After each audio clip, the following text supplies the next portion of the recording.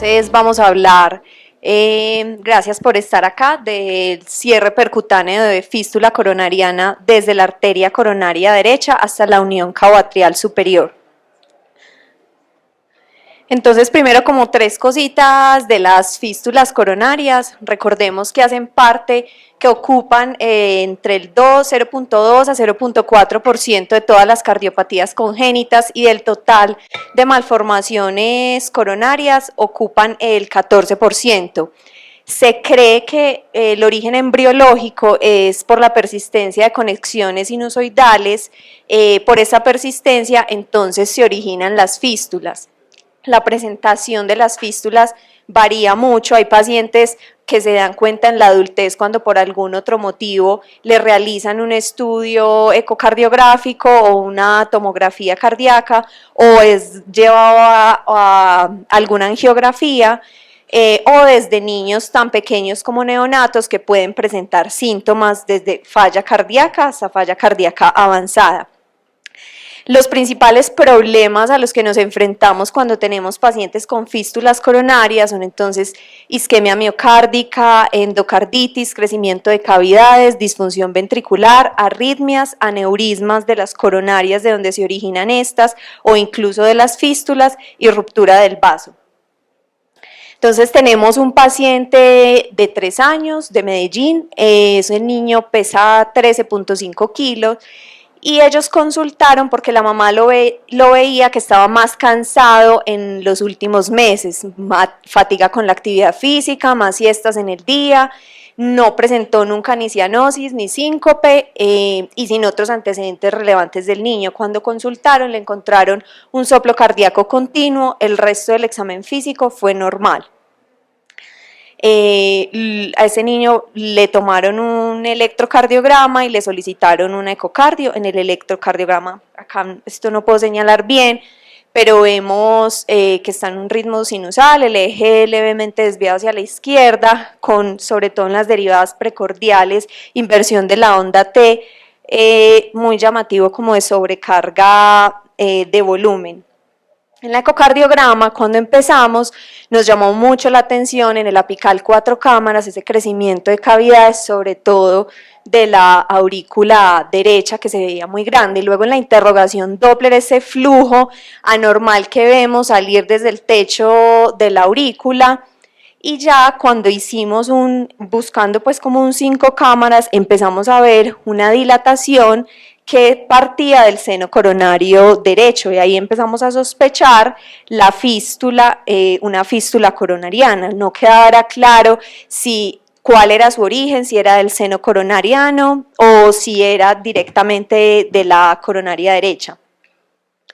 Luego entonces, siguiendo ya el trayecto, evaluamos bien la válvula aórtica, que era una tricúspide, pues sin otras alteraciones, y ya seguimos allá donde ya podemos ver el trayecto de la fístula, donde sale del seno coronariano derecho y se viene desembocando, digamos que en un subcostal se podía ver incluso un poquito mejor cómo drenaba a la aurícula derecha.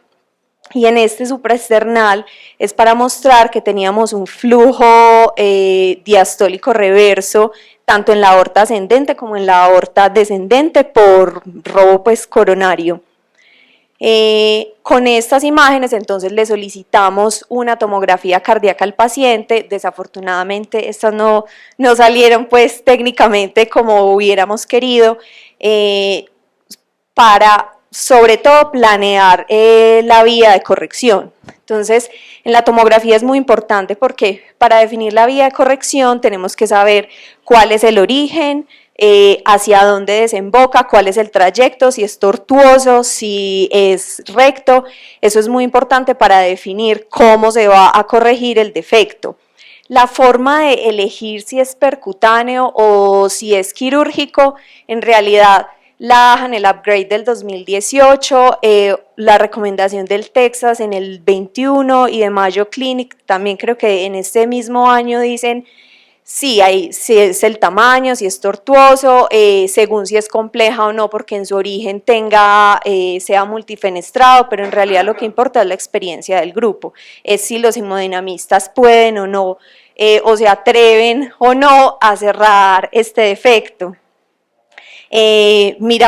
Pudimos sacar pues algunas de las mediciones en la tomografía, no pudimos hacer mucho más, y ahí nos enfrentamos entonces al staff, entonces los profes hemodinamistas versus los cirujanos si operaban o si cerraban percutáneo. Entonces nosotros que teníamos grande de nuestro paciente, entonces que era una fístula sintomática y que el tamaño era de mediano a largo, pues un tamaño mediano a grande, porque esta fístula en ecocardiograma medía de 6 por 8, 9 milímetros, que eso duplicaba el diámetro de la coronaria contralateral.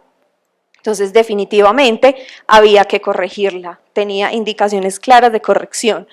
Después de ver pues, la experiencia de los hemodinamistas, dijeron que se iba a llevar a cateterismo, uno para caracterizar mejor el defecto y con intención probable pues, de cierre. Entonces, ya vamos a ver pues, en la geografía que definitivamente las condiciones se dieron para poder realizar el procedimiento.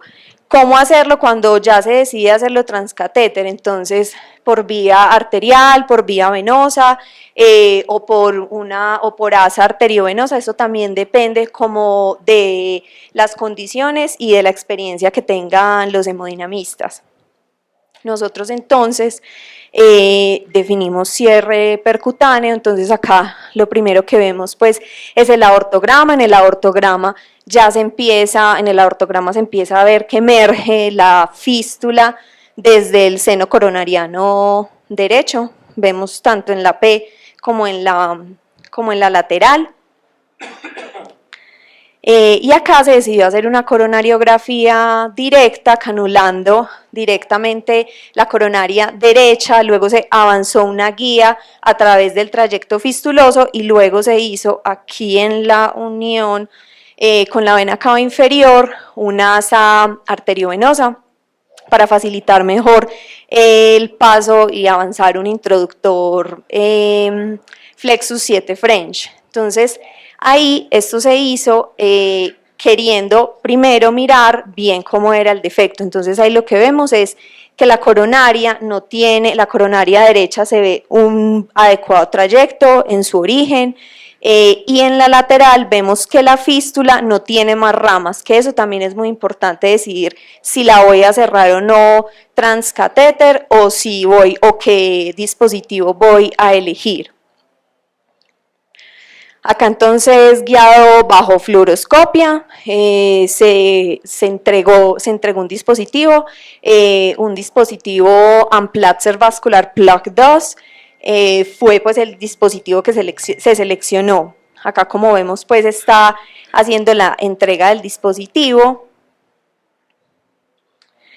Y ya luego una vez realizado, se hicieron nuevamente angiografías. Entonces aquí lo primero que queríamos ver es que la entrega se hubiera realizado distal a la fístula para que no comprometiera el origen de la coronaria derecha,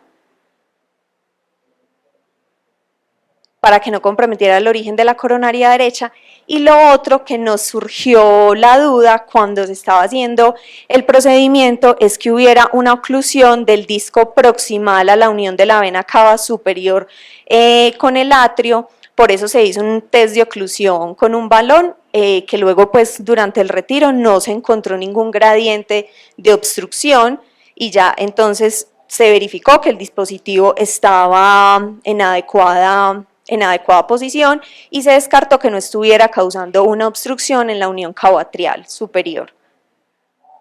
¿Cómo terminó entonces las cosas para este paciente? El procedimiento, aunque los profes sufrieron mucho, terminó y se llevó a cabo sin complicaciones durante el procedimiento. Las imágenes ecocardiográficas realizadas después del cateterismo, se encontró un dispositivo que estaba en adecuada posición, sin trastornos segmentarios de la motilidad, sin fugas residuales en las ecocardiografías siguientes. El niño fue dado de alta a la semana después del procedimiento. se dio de alta con antiagregación y anticoagulación, que ese fue como otro de los dilemas que tuvimos, pues porque es un niño de 13 años, de 3 años, entonces sí, antiagregar solamente, anticoagular.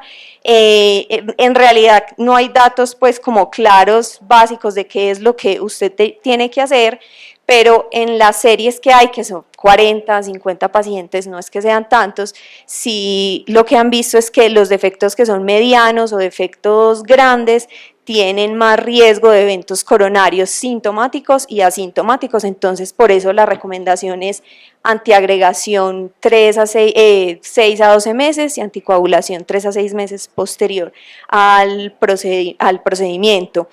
El niño eso fue hace 3 meses, la ecocardio de control, la última fue hace como 2 semanas y persistía con una oclusión satisfactoria, con buena función ventricular. Y entonces, para concluir, pues las fístulas coronarianas son raras, por lo que al momento del diagnóstico uno se asusta, sobre todo los fellow.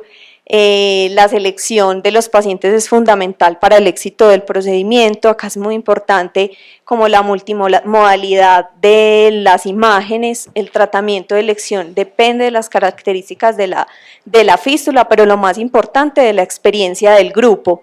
La antiagregación y la anticoagulación son indicadas según el caso y siempre debe realizarse seguimientos cada 3 a 6 meses para evaluar cómo es el remodelamiento, cómo es la función, que no hayan cambios de isquemia y pues la clínica del paciente. Y ya, muchas gracias.